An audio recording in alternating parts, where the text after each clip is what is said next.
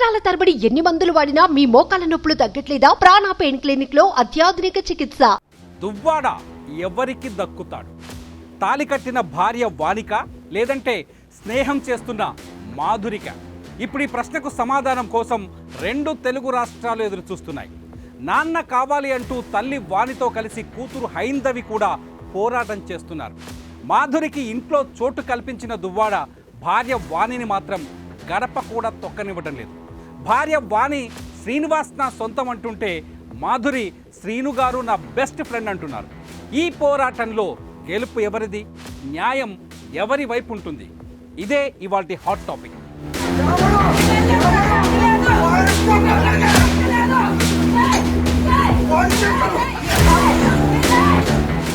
YCP MLC Duvvada Srinivas ఇంటి రచ్చ బతుకు జట్కా బండి స్టోరీగా మారిపోయింది. ఓవైపు తాలి కట్టిన భార్య, మరోవైపు స్నేహం ఉందంటున్న మహిళ, ఇద్దరూ శ్రీనివాస్ కోసమే పోరాడుతున్నారు. దువ్వాడ శ్రీనివాస్ మాత్రం నాకు భార్య వద్దు, నా ఇంటి గడప తొక్కొద్దని వారిపై ఒంటి కాలు మీద లేస్తున్నాడు. శుక్రవారం రాత్రి నుంచి మొదలైన గొడవ ఇప్పటికీ వేడివేడిగానే ఉంది. రాజ్ తరుణ్ లావణ్య మధ్య జరిగిన రచ్చ కంటే దువ్వాడ ఇంట్లో జరుగుతున్న గొడవ రెండు తెలుగు రాష్ట్రాలను ఎక్కువగా ఆకట్టుకుంటోంది. ఇంతకీ దువ్వాడ శ్రీనివాస్కి అతని భార్యకు మధ్య విభేదాలేంటి? శ్రీనివాస్ ఎందుకు తన భార్యకు దూరమయ్యాడు అంటే విచిత్రమైన విషయాలు తెరపైకి వస్తున్నాయి. దువ్వాడ శ్రీనివాస్, అతని భార్య వాణి ఇద్దరూ టెక్కలి నియోజకవర్గంలో మంచి పట్టున్న రాజకీయ నాయకులు. ఇద్దరికీ ప్రజల్లో ఆదరణ ఉంది. వైసీపీ నుంచి వాణి జెడ్పీటీసీగా పనిచేస్తున్నారు.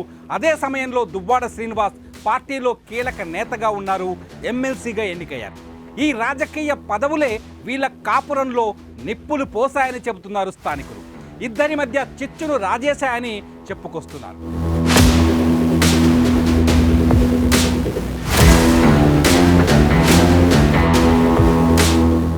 సాధారణంగా ఎన్నికల సమయంలో ఇద్దరు రాజకీయ నాయకులు రెండు వేర్వేరు సామాజిక వర్గాల మధ్య టికెట్ల గొడవ ఉంటుంది. కానీ టెక్కలి వైసీపీలో మాత్రం కథ రివర్స్లో కనిపించింది. దువ్వాడ శ్రీనివాస్, అతని భార్య వాణి ఇద్దరూ టికెట్ కోసం పోటీ పడ్డారు. దువ్వాడ శ్రీనివాస్కు పార్టీ టికెట్ కేటాయించడంతో అతని పైన ఇండిపెండెంట్గా పోటీ చేసేందుకు వాణి రెడీ అయ్యారు. చివరికి పార్టీ జోక్యం చేసుకొని ఇద్దరిని సముదాయించి వాణిని కూల్ చేశారు. నిజానికి ఈ ఎమ్మెల్యే టికెటే 2 ఏళ్ల క్రితం వాణి శ్రీనివాస్లను వేరు చేసిందనే చర్చ కూడా ఉంది. వాణి నుంచి శ్రీనివాస్ దూరం అయ్యి 2 ఏళ్ళు అవుతోందని తెలుస్తోంది. శ్రీనివాస్ మాత్రం తనను 30 ఏళ్లుగా వాణి వేధిస్తోందని చెబుతున్నారు. నిజానికి దువ్వాడ శ్రీనివాస్ది వాణిది ప్రేమ వివాహం. సాధారణంగా ప్రేమ పెళ్లిలో ఒకరిని ఒకరు అర్థం చేసుకుంటారు. కానీ ఇక్కడ ఒకరిపై ఒకరు ఆధిపత్యం కోసం పోరాడారు. వాణి రాజకీయంగా ఎదగటాన్ని శ్రీనివాస్ జీర్ణించుకోలేదని ఆమె తరఫు బంధువులు చెబుతున్నారు. శ్రీనివాస్ రాజకీయంగా ఎదుగుదలను వాణి ఓర్చుకోలేకపోయిందని శ్రీనివాస్ వర్గీయులు చెబుతున్నారు. ఈ ఘర్షణే ఇవాళ ఇళ్ల మీద దాడుల దాకా వెళ్ళిందనే చర్చ స్థానికంగా వినిపిస్తోంది.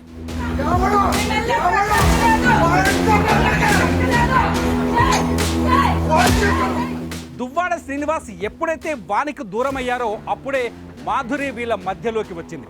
2024లో జరిగిన అసెంబ్లీ ఎన్నికల్లో మాధురి కీలక పాత్ర పోషించింది. ఆమె తన ఎలక్షన్ కోసం 2 కోట్లు ఖర్చు చేసిందని శ్రీనివాస్ కూడా చెబుతున్నారు. ఇదే విషయాన్ని మాధురి కూడా చెబుతోంది. దువ్వాడ కోసం 2 కోట్లు ఇచ్చానని, అందుకే ఆయన పైన, ఆయన ఇంటి పైన తనకు హక్కు ఉంటుందని చెప్పుకొస్తోంది. వాణి తన వ్యక్తిగత జీవితాన్ని అభాసుపాలు చేసింది కాబట్టి నాకు శ్రీనివాస్ పైన హక్కులు వస్తాయన్నట్టుగా మాట్లాడుతోంది. దీంతో దువ్వాడ ఎవరికి సొంతం అనే ప్రశ్న తెర మీదకి వస్తోంది. నాకు తెలిసి శ్రీను గారు పాలిటిక్స్ లోకి వచ్చి నీతి నిజాయితీ ఉన్న నాయకుడు ఎవరైనా ఉన్నంటే శ్రీను గారే. అతను ఏమైనా కరప్షన్ చేయరు సంపాదించడానికి. అతని దగ్గర ఆస్తులు అంటూ ఏమీ లేవు, ఉన్నవన్నీ ఫ్యామిలీకి ఇచ్చేస్తారు. సో అతన్ని ట్రాప్ చేసి నేనేం లబ్ధి పొందాల్సిన అవసరం నాకు లేదు. నేను ఫైనాన్షియల్గా వెల్ సెటిల్డ్. నాకు వైజాగ్లో నాకు ఆస్తులు ఉన్నాయి. మా ఫ్యామిలీ వాళ్ళు శ్రీకాకుళంలో ఎవరికైనా చెప్తారు చాలా వెల్ సెటిల్డ్ ఫ్యామిలీ. అక్కడ అత్తగారి ఫ్యామిలీ కూడా చాలా వెల్ సెటిల్డ్. నాకంటూ ఫైనాన్షియల్గా నాకు చాలా అసెట్స్ ఉన్నాయి. నేను ఎలక్షన్లో 1 crore to 2 crores నేను ఖర్చు పెట్టాను ఎలక్షన్స్లో. మీరు కావాలంటే క్యాడర్ ఎవరికైనా అడగండి. ఎలక్షన్ ముందు నేను ఎంత డబ్బులు ఖర్చు పెట్టానని చెప్తారు. నా పర్సనల్గా నా అమౌంట్ నేను ఎలక్షన్లో ఖర్చు పెట్టి ఎలక్షన్ చేశాను. సో దేనికోసం ట్రాక్ చేయాల్సిన అవసరం నాకైతే లేదు. నిజానికి ఇప్పుడు టెక్కలిలో జరుగుతున్న గొడవ ఆస్తుల కోసమని కొందరు చెప్పుకుంటుంటే దువ్వాడ శ్రీనివాస్ పైన హక్కుల కోసమని మరికొందరు చెప్పుకుంటున్నారు. మరికొందరైతే టెక్కలిలో రాజకీయ భవిష్యత్తు కోసమని మాట్లాడుతున్నారు. ఈ మూడింటిలో నిజమేదో అబద్ధమేదో అంచనా వేసే పరిస్థితి ప్రస్తుతం మనకు కనిపించడం లేదు. కానీ దువ్వాడ ఎవరికి సొంతం అవుతారన్నది మాత్రం ఇక్కడ ఆసక్తిని రేపుతోంది. వాణి ఆమె కూతురు శ్రీనివాస్ పైన హక్కులు కావాలని చెబుతున్నారు. మాధురి శ్రీనివాస్ పైన నాకు హక్కులు ఉంటాయని వాదిస్తున్నారు. మరి మీరేమంటారు? కామెంట్ చేయండి.